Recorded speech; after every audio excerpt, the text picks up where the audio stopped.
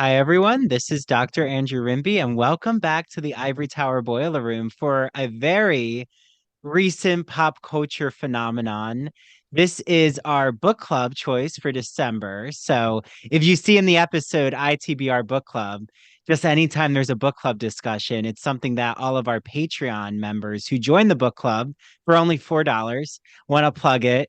Um, have a chance to be on a private Zoom with us. So, as we're recording, we haven't heard from the book club members yet, but we'll hear from them at the end of the episode. So, right now, I'm joined with two esteemed colleagues, guests, friends, all the things. Brooke Walsh. So, Brooke, who had done my headshots last year and is about to do more headshots for me in the spring, but she's doing a lot of headshots for everyone in my life, including someone here, Christian Garcia, who you all know from Smash, from Queer as Folk, from That Old Gay Classic Cinema, his podcast. Hi, Christian. Hi, Andrew. Yeah. And hi, Brooke. I don't think I heard you say Hi. something. So just to make sure you say something. So I wanted to first ask you both. Um, Brooke, you had opened up to Christian and I in a group message. We've been having this robust message today in anticipation of the recording. And you actually, if it's okay to share, there's Yeah, something with Britney Spears' story that really speaks to you. And I thought that that was a really heartwarming moment to begin the episode. So, what is it about Britney's story and her memoir that really connects with you? I think when in the early mid 2000s, a lot with social not social media, but the tabloids and talking about mental health and reading the book. And during that time, I was maybe when the whole Britney thing with her shaving her head and everything, and people were saying she's crazy, she's acting out, and obviously she's dealing with all this postpartum and everything. And during the time when I was younger, I was dealing with really bad anxiety. So I was on medication and stuff, and looking at the stuff that was going on with Britney, saying she's crazy and all this. And during this time, I was kind of acting out because I was on medications and stuff. So I thought to myself, and I'm like, oh, am I crazy too? And it was really hard during that time because not a lot of people talked about mental health. And I during that time, why I related to Britney so much in the memoir when she talked about her struggles, I was relating to that too with stuff where I was going through. And did you find that the mental health aspects, because I know this is going to really just propel us with so many points and all of our opinions and just analyses that happened around her book. Do you think that the mental health aspect is really clear and poignant in The Woman in Me? Yeah, because I think she opens up a lot about it. And then when you're reading the book, when thinking about when the book wasn't there and this was happening, and everyone was kind of what's going on with her, and everyone was poking fun at her, everyone was she was the butt of the joke basically. And when she's opening about that in the book, you're like, oh, she's dealing with that. And then picture it with all the paparazzi going after her, being like, why are you crazy, why are you doing this, why are you doing that? And obviously she starts breaking because obviously she's like, I don't know what to do, and it's really hard for her. And I really think you learn more about what she's going through and everything. And it just made me kind of feel like the 10-year-old in me feel a lot better because I'm like, oh, there's nothing wrong with her. She's just going through with mental health and everything. And now it's coming in the present day. Now we're more open with mental health and everything. And it's like, oh, okay, this makes a lot more sense. And I was talking in the group chat and how negative it was in the mid 2000s, late 2000s, social media and everything. Everyone was just being really hard on her, even Lindsay Lohan when she was going through I have a lot of celebrities during that time. And just reading the book and everyone, with the mental health, with people with mental sorry, I'm just because it's just a lot in the book. But Mhm. it's just there's more people talking about mental health. And that made me feel a lot like better. It made me feel, like it was good that she brought that up because now people will realize, oh, that's what happened. Yeah. So before we like go through the really hot, I don't want to call them hot takes, but before we go through the pressing points of the chronology of what is revealed in her memoir, Mm-hmm. Christian, I'm just curious, like, what are your thoughts about you have seen the Hulu documentary that was done on Britney Spears. Are you surprised that this memoir exists? Because, like, I do have to say, this kind of came out of left field for me. Maybe it just wasn't on my radar, but I feel that it was a surprise memoir that to really send a shockwave across the country or around the world of Britney's story. But like Christian, um, outside of the memoir, like what did you get from the Hulu documentary? Well, there was a lot of interviews with her, with some of her directors, some of her photographers um, as well. And there was a lot of discussion about how one music video in particular speaks, resonates so much nowadays with people. Um, and it was just very eye-opening for me to actually now some of this stuff I knew and some of the stuff I didn't know, and a lot of it taking it all in at once. Only it's only like a 38-minute little documentary, and it was a lot of information, but it was I was able to understand it, and what I got from it was that what Brittany had to go through and what she had to endure is just so traumatic. And I would understand her reasoning behind wanting to write this memoir to just give her a sense of catharsis while writing it, and also just going using this as a way of therapy and just as a way of just letting out her inner demons that she's been going through. And the documentary does read a lot from the book. It takes a lot of information from the book. That's why the documentary was made. It was to honor the book and to discuss a lot about what the memoir was speaking on. So it was just very eye opening and very insightful. Mm. Well, and just for everyone out there, there is a ghostwriter who's public who wrote The Woman in Me. Um, with Britney's voice in mind, and I'm sure there were so many interviews that they had together to talk about her narrative. But apparently it says that um the ghostwriter is the American journalist and author Sam Lansky. Um, so I'm curious, like, how do you feel Britney's voice comes through? I mean, you read The Woman in Me, Brooke, and I am listening to Michelle Williams' performance of it.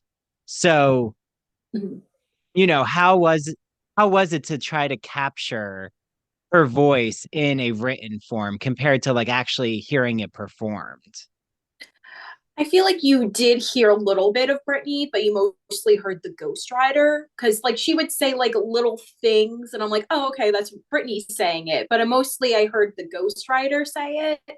Mostly, when I was reading it, I was kind of reading it in her voice the whole time when I was like reading the book, and I was just like, okay, I'm gonna pretend like Britney's like reading it. Like, I didn't think like, oh, the ghostwriter wrote this, or I just was like, let me read this in like Britney's point of view because this is her story and everything. So when I was reading it, all I heard was like Britney, and like when I was reading it, I mean, I saw like, yeah, like she said like little things, and I was like, oh, okay, Britney saying this and Britney saying that. But like sometimes I'm like, okay, maybe the ghostwriter is like saying this, like, right, obviously he's saying this and he's putting it in like he was trying to say it in his words, like using Britney's words, if that makes sense.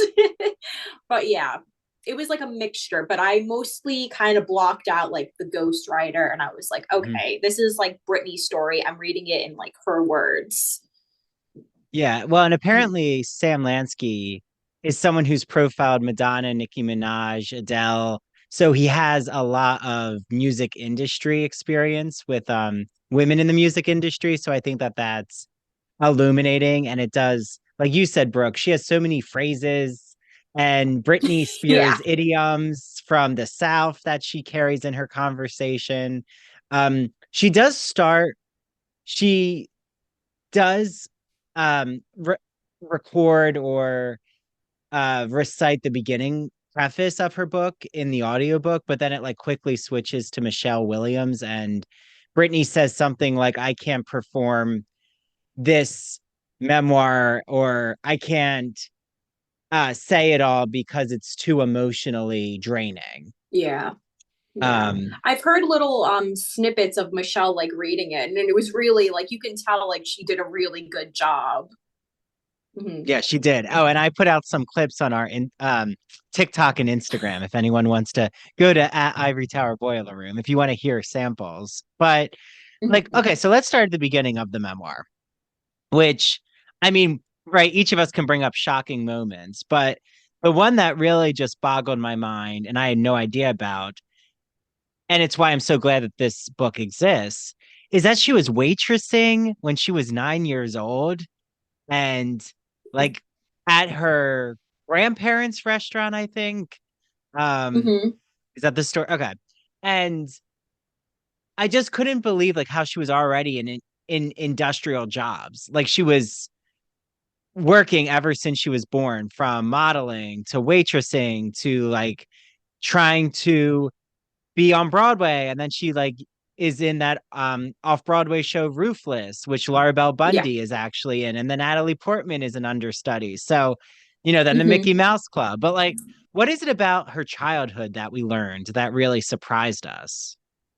Because like I that, think when she brought up her grandfather, and then when she brought up her grandfather and with her grandmother, when she was dealing with the loss of her grandmother dealing with the loss of one of her children and the grandfather sending her to an asylum, right? Or is it like something like that?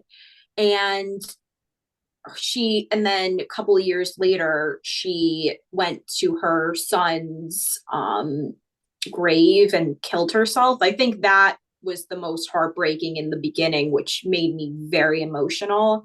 And you get backstory of why the reason Jamie Lynn, Brittany's father, the way he is, and her grandfather was very hard on Jamie Lynn. And as he got older, he did that with her brother. His name again? Was it Brian or her I think, Brittany's brother? I think so, but I'll Brandon? check. I'll Okay. look it up. Yeah, yeah. I think it might be Brian, but I'm not completely sure. But he continued that with his son, and it was really heartbreaking to hear that part because I that part made me very like emotional. Yeah. Brian, you're right. Yeah. Okay. So you're right. That was so emotional. Like the issue of mental health already being present with her grandmother, but how they Mm-hmm. turned, um instead of having mental health advocacy in the family, like, sending her to an asylum. At the time, it was an asylum, right? A mental health Yeah, but it institution. was mental. Yeah. But that it was almost a dirty secret, like something that the family didn't want to address head on. And Yeah, and then I think he did it with his other wife too. He had another wife, and right, I believe so. yeah, Yeah, well, and maybe.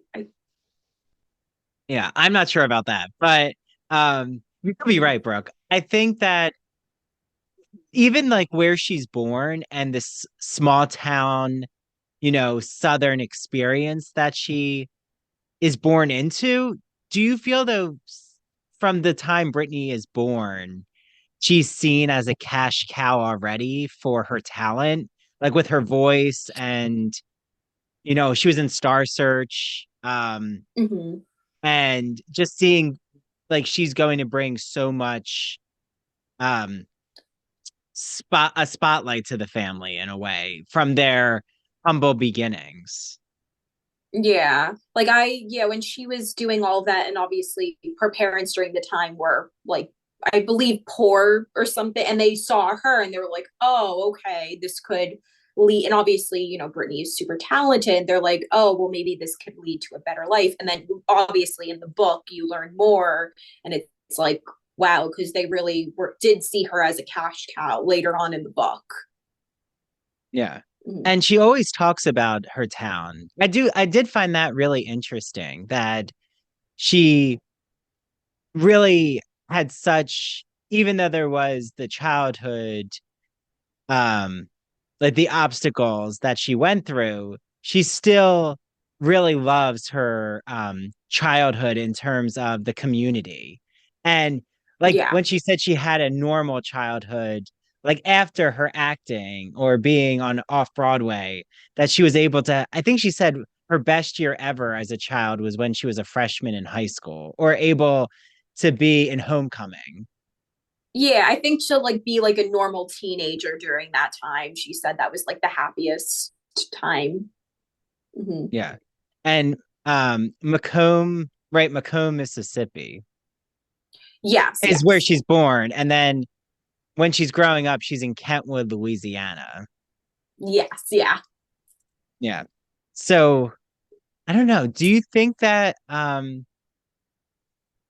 there was a lot revealed from her childhood, right? You brought up the grandmother's, the pain that Mhm. Brittany had seeing what happened to her grandmother. Um, but And I think even there yeah. was yeah, I think there was in the book too when she hung out with like her great grandmother or her grandmother. I don't remember. I don't know if it was great grandmother or grandmother, and they were like they would spend so much time together, and then the grandmother got into a car accident, and then the mother, I don't know her name, I forgot her name. Brittany's mom was saying like, no, you can't hang out with her anymore. And Brittany was very close to this grandmother, and I remember there was a big accident, and then there was the accident with Brian with the head-on collision, and that she dealt with a lot of trauma like early on in like her life dealing with that. Yeah. Mm. So how about how Brittany characterizes her siblings? Because it's like there's the Brittany's the oldest, and she at Mm-hmm. first says how loving and how exciting it was that her siblings are born and she's going to protect them. And then Mm-hmm.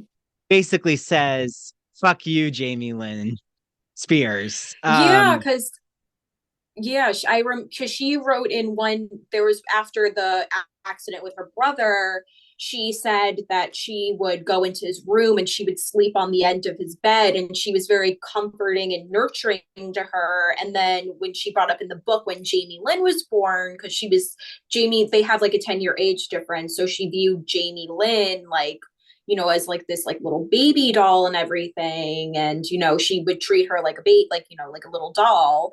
And then when she came back dealing with all the stuff with Justin Timberlake and stuff with the breakup, Jamie Lynn changed, like, and she was being like a little like, she was ordering her parents around and everything. And Oh Brittany yeah, was like getting so chocolate shocked. Yeah, the milkshakes. chocolate milkshake. That stuck out to me. I know. Yeah. She's like, and she was spoiled getting, well, she said her mom treated Jamie very differently, but maybe that's also because Brittany's already um their main source of income. So she feels that Yeah, burden. because I think She's, during that yeah. time she got them the house, and then she was like, oh, they were very like dependent, like with Brittany and like her, like with money and everything, and they were like, oh, it's all okay, Jamie Lynn. And I feel like Jamie grew up very privileged because of her sister and everything, maybe. Yeah. Well, and she Yeah, got that's to what. be in Zoe 101. That's how I knew Oh Jamie, yeah, which that's was a how I hit knew show. Jamie too. Yeah. No, it was a really good show. And yeah, and then in later on in the book, Brittany, I mean, I don't want to like go back and forth, but No, like you I can. Brittany, Yeah. oh okay. Yeah, you When could jump she out of was chronology. Oh, okay. Because I remember she brought up Zoe 101, Brittany did in her book. And during the time she was very pregnant, and Jamie Lynn said, oh, like someone was bullying me on the show. And I don't know if you like heard about like, Alexa Nicholas, and she talks about like Dan Schneider and stuff like that. And I was listening to that like a couple like months ago with everything. And then Brittany brought it up in the book, and I was like, oh my God. And she apologizes to Alexa because she was like, I got it all wrong. Like Jamie was bullying Alexa. Mm. And like Brittany was obviously, she's like pregnant, her emotions are everywhere, and she's screaming at Alexa saying, don't bully my sister. And Alexa was probably like 13 or 14 during this time, and she was saying like in a previous interview, she was like, yeah, my idol was like screaming at me and stuff, and it was very traumatizing because she had a very bad experience on Zoe 101 and with Dan Schneider, but that's like a whole other thing. But Yeah. Oh, definitely, Dan Schneider, yeah, allegedly, but sexually abused so many cast members or was just very predatory in the yes, there's Nickelodeon space. yeah, Yeah. there, yeah, and then also in Jeanette McCurdy's book, but obviously we're talking about Brittany's book right now. But Yeah. obviously, if anyone wants to check that out, they can. But I thought it was very, very interesting when Brittany brought that up in the book, and she goes, "I just want to say, like, I'm very sorry to the actress that I screamed at." Mm-hmm. Yeah. Well, and Brittany does take a lot of accountability, I feel, in this book of Mm-hmm. um recognizing her behavior. And yeah, but like Christian, I'm just curious, um, tying it to our current moment. I mean, I know Christian has so many thoughts about how Britney's life right now is reflecting Hollywood starlets and just the spiraling or, needing to protect someone who's gone through so much trauma. So, what's your theory of what's happening, Christian? Oh goodness, there's so many theories. It's just one of my best friends has actually read the book as well, and he said that it was just very sad what he read. Of course, he didn't know a lot, but he's the biggest Britney Spears fan that you can imagine. And when he told me that he read the memoir, and he was just very, he said that he had to take it in spoonfuls because Mm. it was a lot of information at once. And he just wanted to make sure that he took it all in. And it wasn't like he was reading for like hours, but he took like a couple nights in and he finished the book in like a week or two. And it's just what,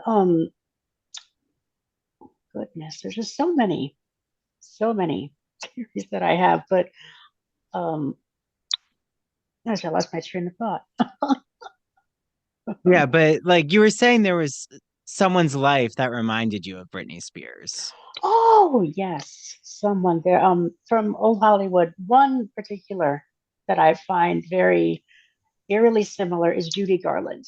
Mm. Um, someone actually a couple of years ago, I found that someone put the song "Lucky" and they mirrored that with clips from Judy Garland's filmography, and it goes amazingly well with what Judy Garland had to endure because Judy actually went through the same things that Britney went through in a manner of speaking. Like she was abused a lot by her film directors, and one Louis B. Mayer in particular, he called her little hunchback, which is a very derogatory statement. And her mother basically used her as a cash cow, the same way that Britney's father did to her.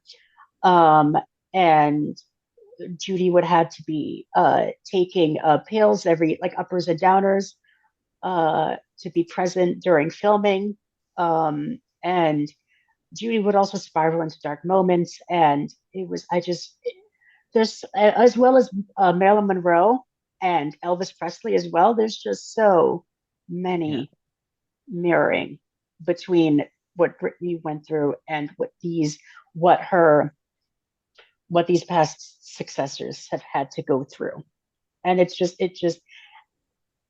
so disappointing that no matter where we go in life, that it just keeps circling back to people who are in our life that we don't know that can abuse us Hmm. mentally, physically, Mm-hmm. emotionally. And it's just some of us have dealt with it in our own lives as well. And, you know, to have this book out and to have people understand what she went through is just, I think it is just so empowering, Mhm. It to is. say the least. And um I feel that what's so empowering about like learning from Britney is that someone who's propelled to stardom, like the way Britney is in her career, I feel that a Judy Garland, a Marilyn Monroe, an Elvis, I mean, even though I know he's not always popular, Michael Jackson, because of um, alleged, you know, predatory behavior, even though the court didn't see it that way, but we don't have to get into that debate. But Michael Jackson had a lot happening with his family. So did Whitney Houston.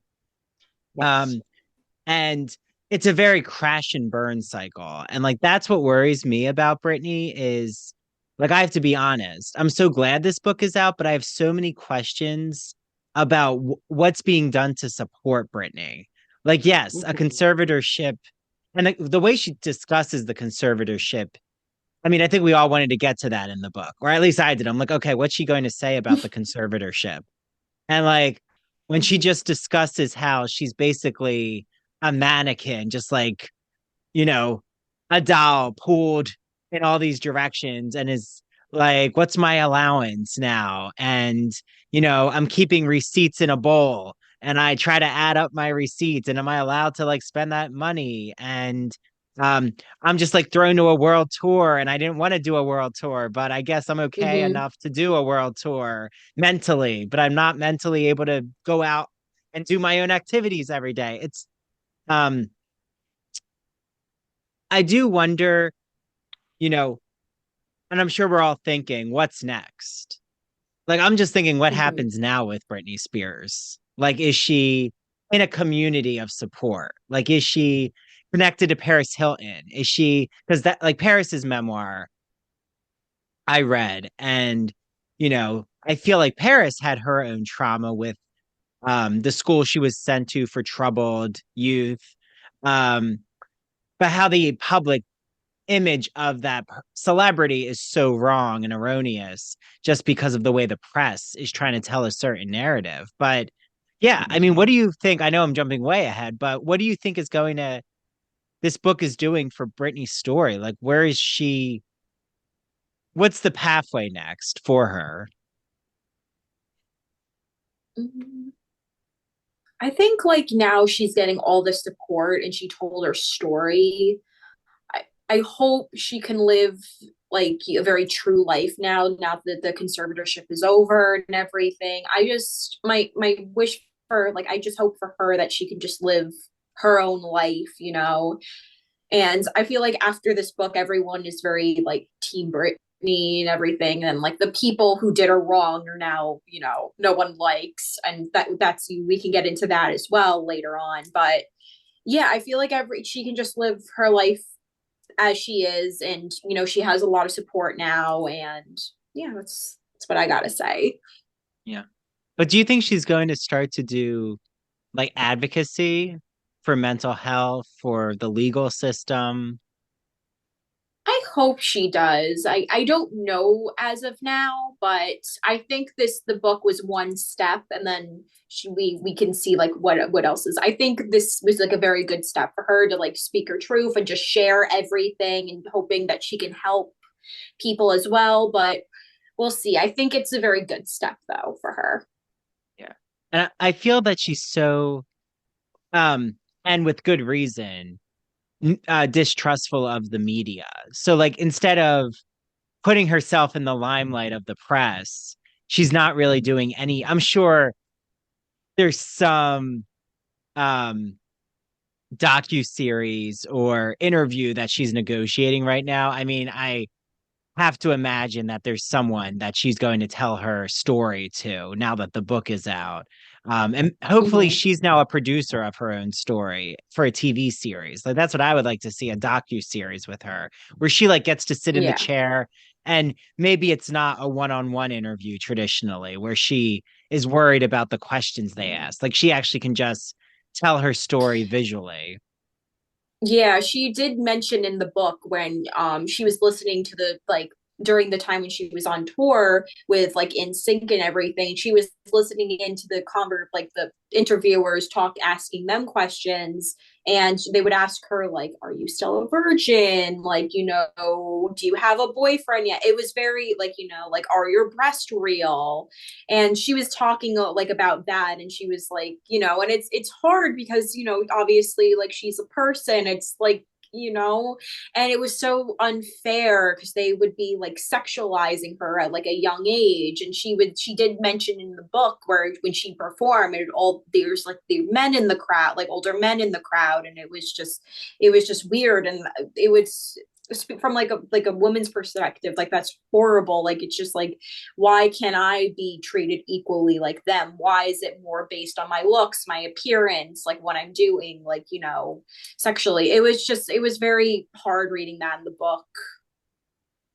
And Mm-hmm. I know this might not be a popular opinion, but I'm going to say, I think we can all be honest about our thoughts, which is when people criticize her Instagram videos, maybe it is a popular opinion I have, but Mm-hmm. I'm thinking, like, just from a psychological point of view, that she might still be operating in that sexualized manner of like being on stage. Like when she's doing those videos, it's something she's so comfortable to do, to dance, and like through dancing, she's telling an erotic story. I mean, like that's happening in all her music. So like when people criticize her saying she's not sexy or why is she doing this? She's a mother. I find it so odd because weren't you the same fans who loved all of her outrageous erotic performances in the circus tour? Or like look at her catalog of music. Is it just not okay now because you know that she's gone through mental health struggles? Yeah, like, yeah, it just was crazy that people would always be like, oh, like, why is she doing these videos and stuff, like you said, Andrew? And it's like, well, didn't we like what used to watch her doing this? Or maybe she feels safe in like doing it in like a performance with dancing and like every way. I don't know, because like I've heard mixed like feelings about this too, because some people would be like, her videos scare me, like I don't understand her videos. And yeah, so I don't know, I'm just like, it's just, I'm maybe it's just a way of like, because she like just used to like performing and stuff, maybe it's like her like in her like a safe space or something like that, she feels comfortable doing it. But yeah, like I don't know, like when I watch them, I'm just like, oh, okay, she's just doing her thing, like, get it, like, but Yeah. I don't, yeah, like I don't know, And I'm it just is like, oh, okay, I don't, yeah. and it is a safe environment because you're in control of your own content on social media, that she doesn't have to go through all these handlers. Like, I mean, my worry is that the public is going to demand a tour from her and she's going to Mm-hmm. feel pressure to try to like do a world tour on her own. And like, I don't want to see, because that's kind of where Christian, you pointed us to some of these female celebrities. A lot of it was they went full throttle into continuing to perform when they were not mentally strong.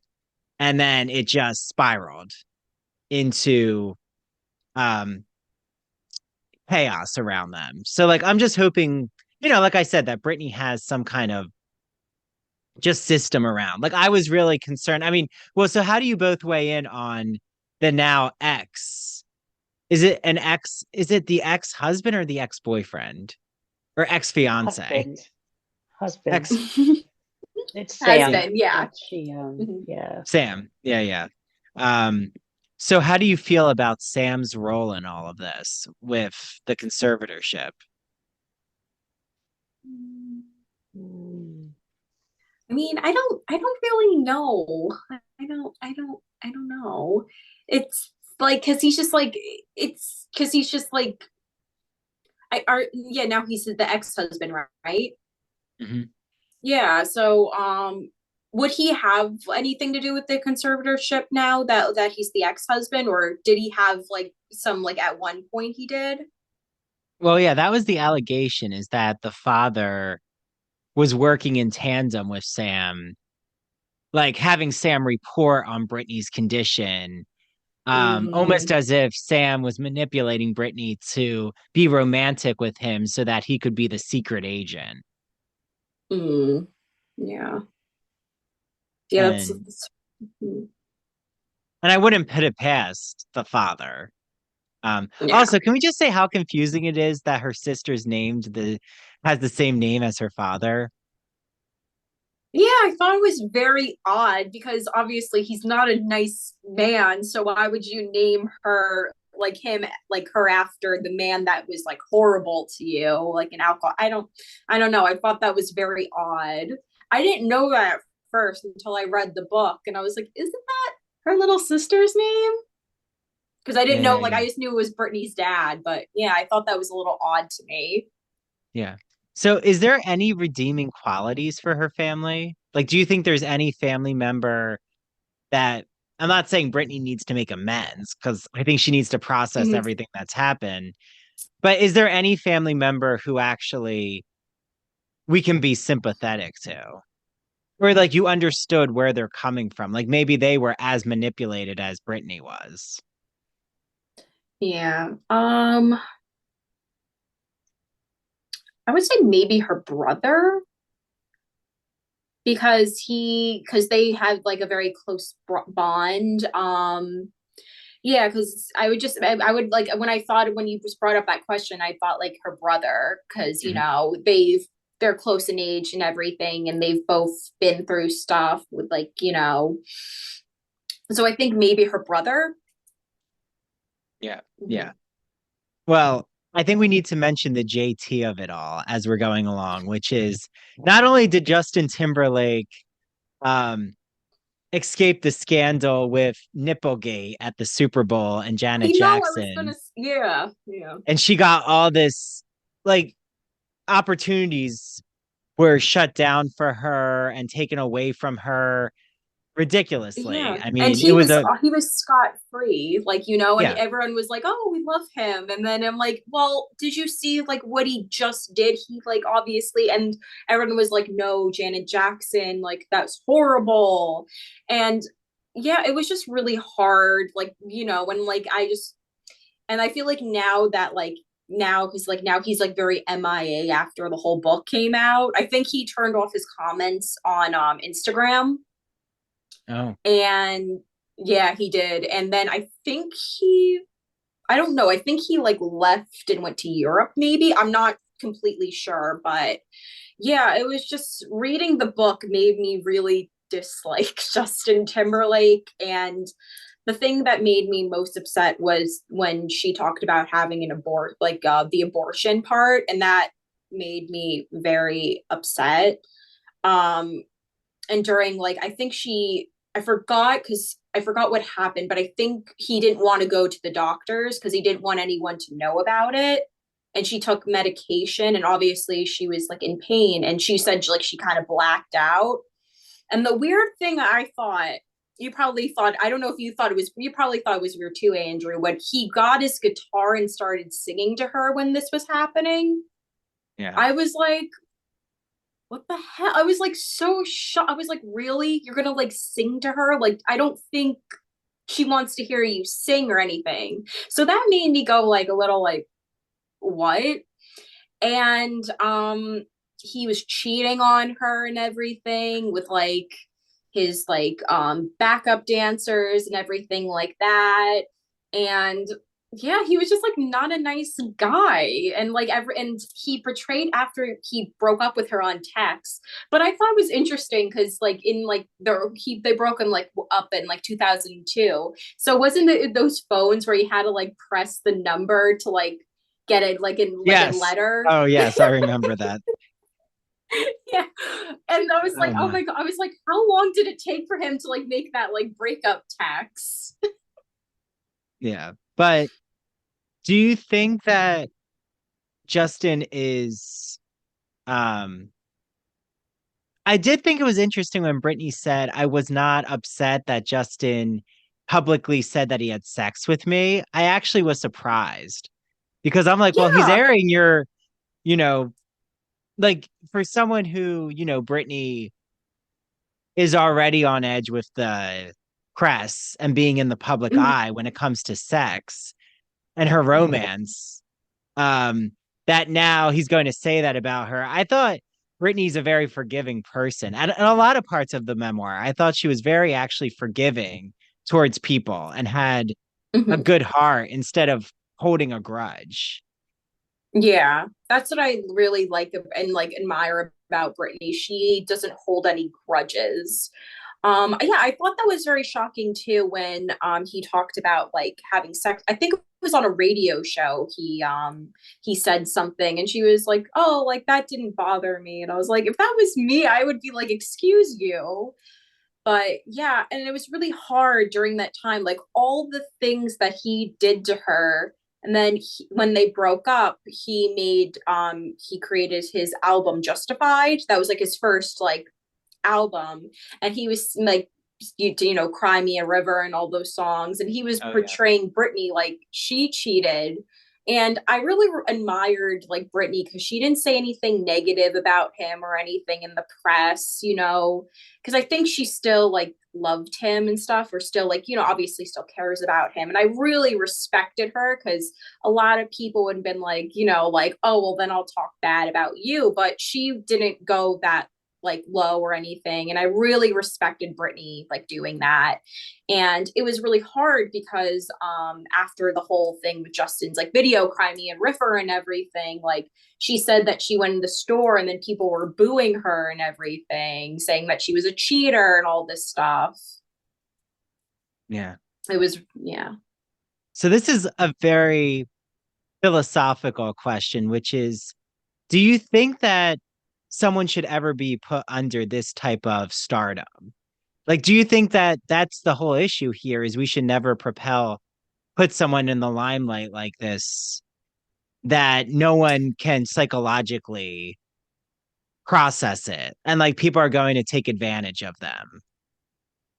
Yeah, I think so because it's really hard when there's so much stardom. Everyone's like looking at you and like waiting for you to fail, and it's why sometimes I feel like people like stars, for example, have like kind of breakdowns because everyone's just focused on them. They're like, "Oh, you can't mess up, you can't do this," and it's really hard. And it's like, these are like sometimes people forget like the people who are in like the public eye, like they're people too and they have the same feelings as us, and it's really hard, and I think it's not fair to put all that like stardom on them because again they are a person.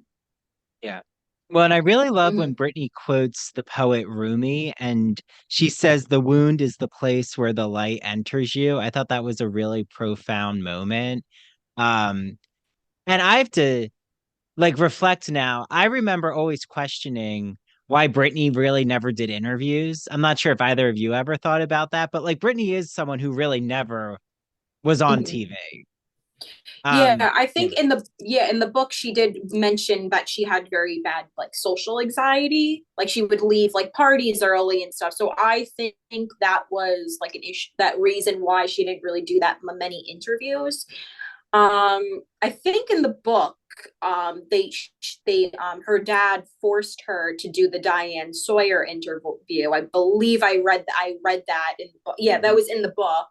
I'm sorry, I'm still like I'm trying to remember some of the books because I just finished it up like a while ago. And I yeah, he was like, he walked into her apartment with like four other men, and they were like, "Oh, you're doing this interview." And you can tell like Diane Sawyer was like portraying her as like a bad like person, and like Britney, like you said, who doesn't really like seems like she doesn't really do interviews because of her anxiety and stuff. And it's just like, you're a bad person, you're doing this, you're horrible, why would you do this to Justin? Hence why she broke down in that interview. So I was like, it was obviously, looking back now, reading the stuff, I rewatched the Diane Sawyer interview, and I felt so bad for her because she was just like hearing every day that she was a horrible person, she cheated on Justin and all this stuff. And then Justin is pictured as like this golden boy, and everyone goes, "Oh, we're so poor Justin, Britney cheated on him. He's such a great guy. Meanwhile, he was doing all this horrible stuff with her, to her, and it wasn't fair for Britney. And I that really like upset me. Yeah.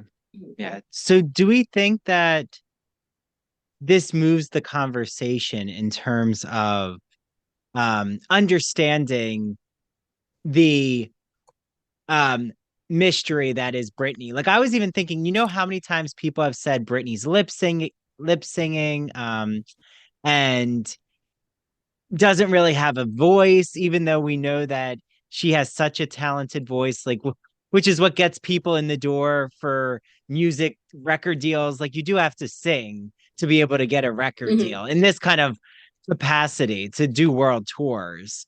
But you know, how does she explain or even think about her performing, right? Like it seems very complicated. I know um Chris, like you saw the Hulu documentary. So I'm just curious, like, how do the people around her who actually were there for her tours, describe her as a performer? One of her music directors said that he's never met a more hardworking perfectionist. When she was doing the music video for "I Love Rock and Roll," he mentioned that she wanted to get down and dirty. She wanted to uh, put away that good girl facade, and she wanted to let the world know that she's not a kid anymore. And when her manager saw that she was, uh, you know, crawling on the floor and getting all up and dirty with that grease, he literally ran up to the camera and he said, "That's it. We're done. This is the end of the shoot." And she was just very taken aback. She wasn't, but her directors have seen her put in such hard work, and they've never seen a more homespun, very down to earth person. Once you talk to her, when they initially met Britney for the first time, they were so taken aback by how calm she was throughout all this press that she's been given and all this stress that she has, and the fact that she can just be so down to earth, because they were so taken aback by how relaxed she was at talking to them. Mm. Yeah. And then like Brooke, I know you had a hot take on her VMA performance. Like, is there a difference between, So right, the performances that she like I just remember how much she loved Give Me More or Toxic, like her early singles Mm-hmm. and music videos, she took so much pride in. But then eventually she said she lost like after Kevin Federline and her children are Mm-hmm. taken away, that she just lost the passion for music. And like when she's being forced to do the circus tour, that was such a low for her. Yeah.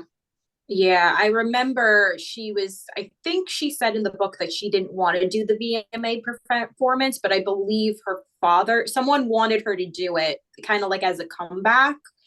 And I don't think she was ready. She was still dealing with stuff with like Kevin Federline, I believe. And, I believe in the book, she said it was backstage that she bumped into Justin Timberlake, and that was really hard because she hasn't seen him in a while and all these emotions are probably coming back for her. And it was really hard because I remember watching it like when it was for I had to be maybe like 10 or 11. I stayed up late that night. I didn't tell my parents because it was on a school night. But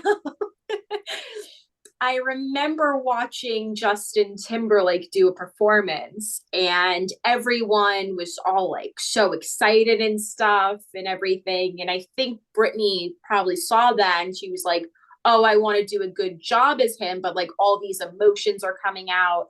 And it really broke my heart because she tried and everyone was like, "Oh my God, this performance was horrible. She was so out of it." They talked about like her weight gain, but obviously I thought she looked amazing when I saw her.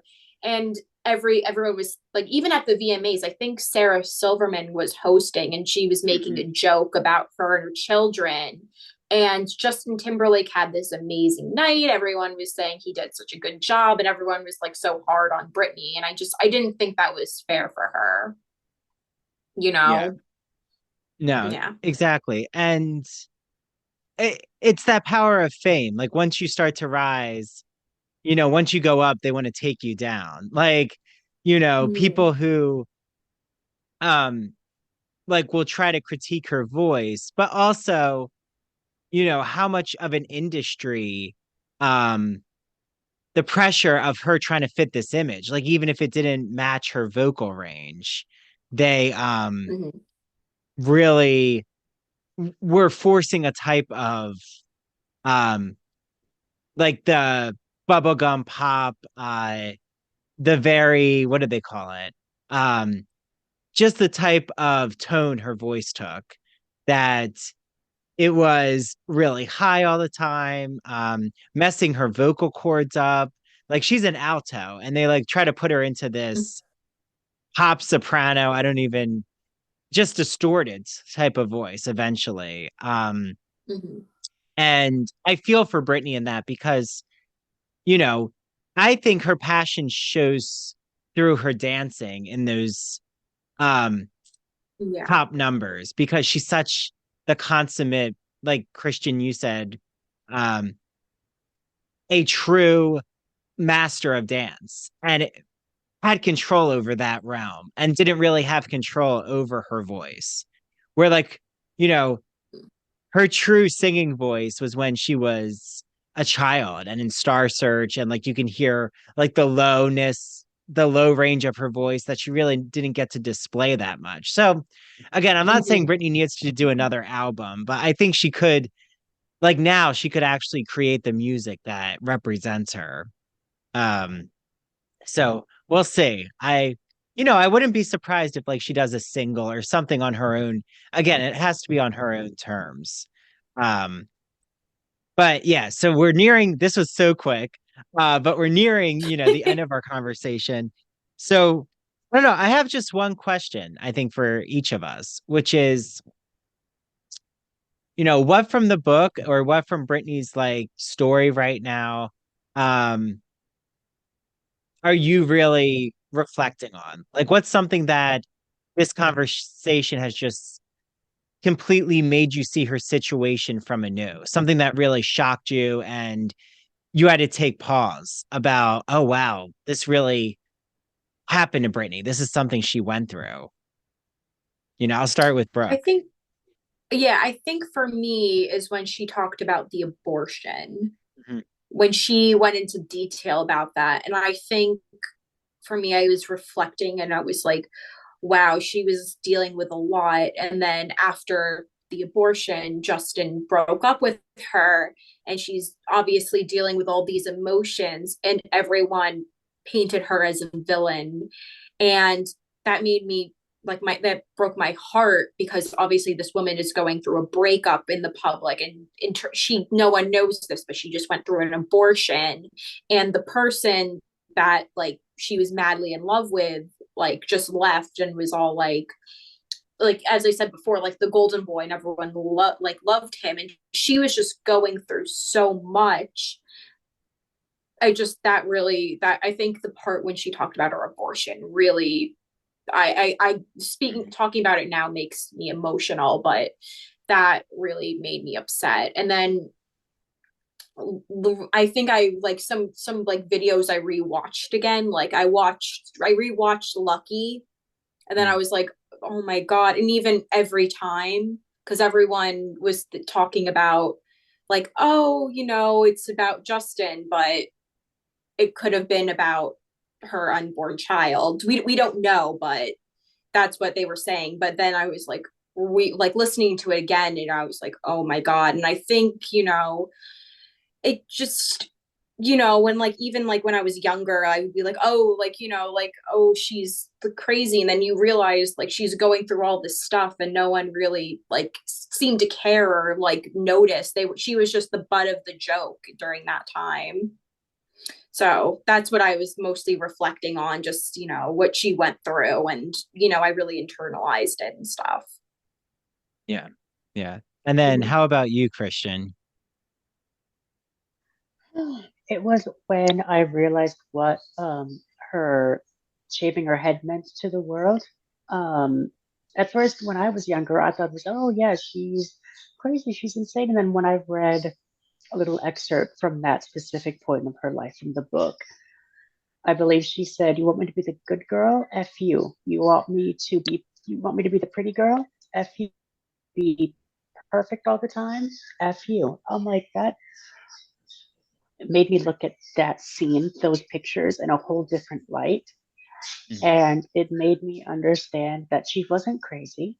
She was just, this was her way of rebelling against the people that have manipulated her and I didn't even understand how tight this conservatorship was. And I'm sure at that point of her life, she just wanted an out. She wanted people to hear her. And no matter what, she wanted to make sure that she was heard. And I'm just grateful that she was able, even though it is a ghostwriter that's written this book, it's just so mesmerizing how we can just appreciate how far she's Mhm. come, and we can just be happy with the fact that she's able to live her life and not have to worry about anyone taking over her life.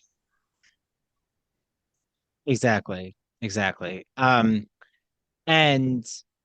I also think that like through Britney's story, like we're really learning a lot about listening to people's traumas, really um holding space that the way a narrative is told is not the full story, like the way that we people thought that she was just having a breakdown, which she was, but not in the way that the press made it out to be this aggressive like breakdown of her attacking paparazzi, but it was really because her children were taking away that she decided to give them a show, she said, and shave her head. And just like how you don't realize that for her, she was trying to take control back the way she could, which was in the public eye. But, the public, in my opinion, they sometimes put so much weight in these little snippets they see of a celebrity's life, even though it's never going to tell the accurate story all the time. And, how would you feel if you keep getting followed and you can't move your car? I mean, you're probably not going to take it sitting down. So, there's a lot of forgiveness I feel here and understanding pain is really what you know, I took away. And I hope that Britney's next phase is just more authentic, which I think it already is because of this book. And I was gonna say, Christian, so many memoirs are ghostwritten. So like this is not a rarity. Like a majority of high profile people have ghostwriters. Like, ghostwriters are awesome because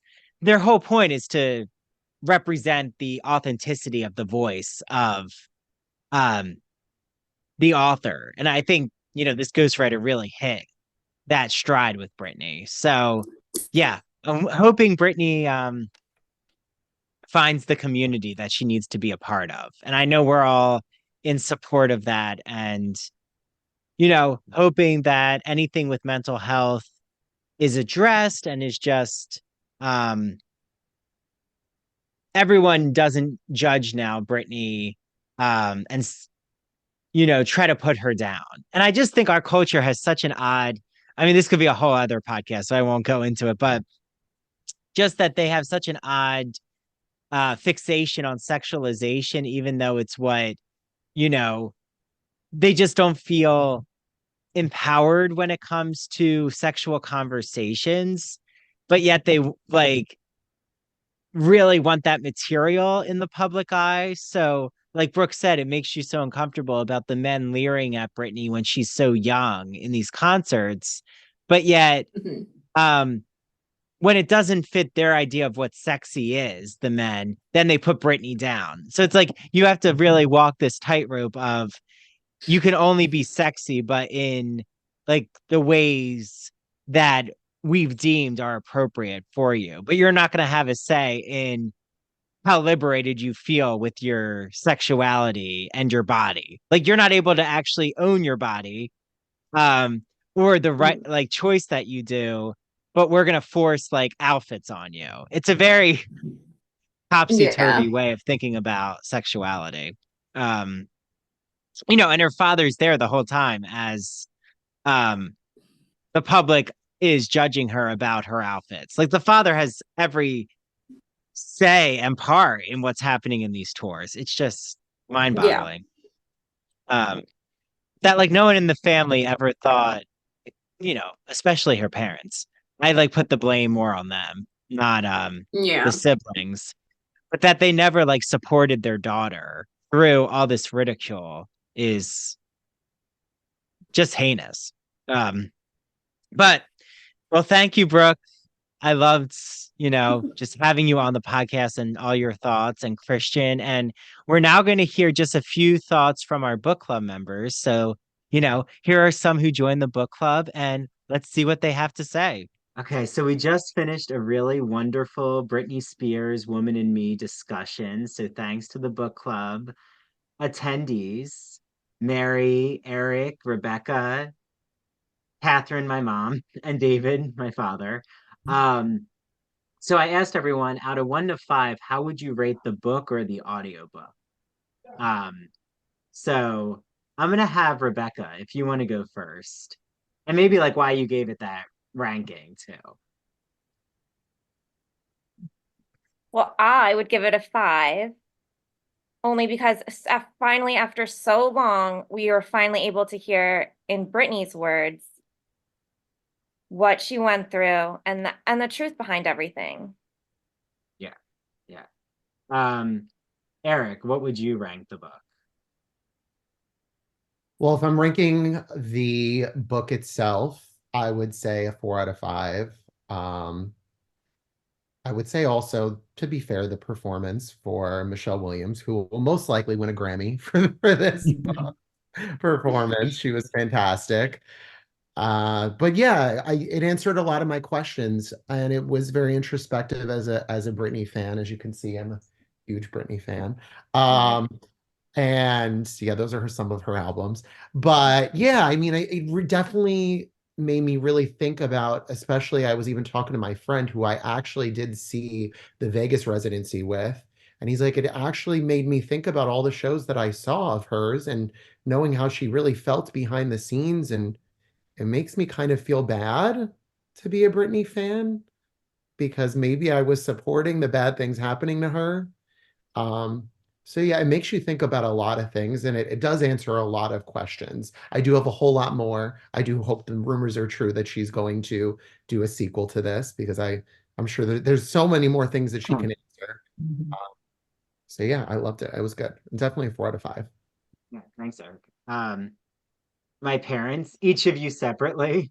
You don't have to be a joint unit. Mom, what I'll would go you? first. I would rate it 4 out of 5. And the reason being, I just wish that the way it ended, that the book's ending was her plan of action, or what's the future look like for her. So I kind of am left hanging and hoping for Britney is how I feel. So you need a So, sequel. pardon me? You need the sequel of her plan of action. Yes. Yes, Yeah. I'm hoping she has a plan of action of who she can get help from and what she could do. Dad? I only listened to the audiobook. I thought with the prologue by Brittany and then the rest of the book narrated by Michelle Williams at some points, I thought Michelle was Brittany. I mean, she really did a fantastic job describing the various events of her life and all the different um, moments that she endured. And I hope there is a sequel, and I hope there's going to be some type of justice for some of these people that they're not going to like. Her family and some other people, quote, professionals, unquote, that were out there. I'd like to really see something done about that. Yeah. Mary? I also listened to the audiobook. So with like I just loved Michelle's performance and everything. My only grievance was that I just wanted to hear more about certain stories and certain details like of the conservatorship and things like that that, hopefully if there is a sequel, she will be elaborating on. Overall though, I felt like it was you could feel that it was very personal to her, and I really appreciated like the little history of her lineage. So you could kind of see how her upbringing was like, but not only just hers, but of those in her family and how that translated into hers. Um, but yeah, I mean, I just thought it was incredible. I also found myself like Michelle Williams was just so amazing. I actually found myself in my regular everyday life having like my inner voice just be Michelle Williams. So I would be thinking about something at work and be like, this is ridiculous. And I'm just hearing Michelle Williams' voice in my head. No big deal. Yeah, But she's such a good like inner voice narrator for mhm. your psyche. Yeah, no, and I would say I rank Michelle Williams 5 out of 5 for her bringing Britney to life, of understanding Britney's psychology. And then I would say I'd give it a 4 out of 5. Um, just because it felt like it was a diary entry type memoir format where like sometimes I just wish things got tied together. And this is why, Rebecca, I think we need to do Paris Hilton. I love your idea of having Paris's book for the summer. Because I thought Paris's book was formatted differently, in more of the chronology. But I do like that Brittany is more of a stream of consciousness, like just writing how she approaches her everyday, um, her memories of the past. So Right. it was just a different format that I'm not used to, but I liked it. I felt it worked for Brittany's story. Yeah, and then Mary, do you want to tell everyone, listening to getting a glimpse into our book club meeting, what next month, the last Sunday of next month, February. Oh, actually, no, it might not be the last Sunday because that's our Real Housewives Bravo reality TV Mhm. trivia night. Not just the Housewives, but also the Traders and Vanderpump Rules, at Burrito and Port Jefferson. So there's a plug for that at 4 p.m. Um, Flyers to come. But what is our next book club meeting? So Going to then us. Yeah, so the next book club meeting choice is going to be Troublemaker, Surviving Hollywood and Scientology by the Queen of Kings, Leah Remini. Yeah, yeah.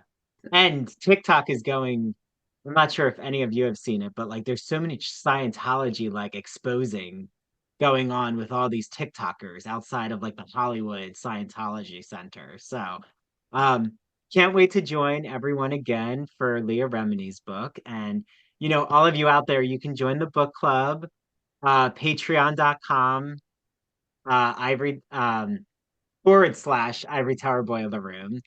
$4 a month to join the book club. You can join every month, like keep your membership going or join for 1 month, depending on what the book is.